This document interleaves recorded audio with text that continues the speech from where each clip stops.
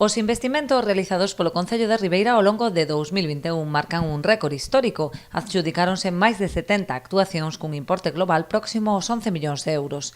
Os 11 millóns que o Concello foi capaz de adjudicar en obra durante este ano 21, pois supoñen un récord histórico no Concello.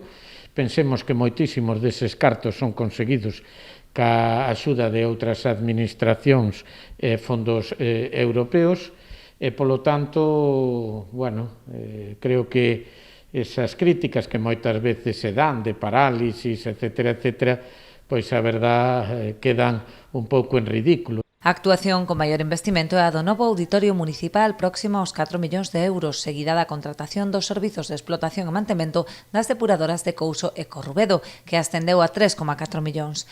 En materia de infraestructuras destacan outras actuacións como o novo apeadoiro da estación de autobuses ou a redacción do proxecto do futuro polígono. Destaca tamén o importante investimento nas parroquias, que case triplicou o realizado no casco urbano.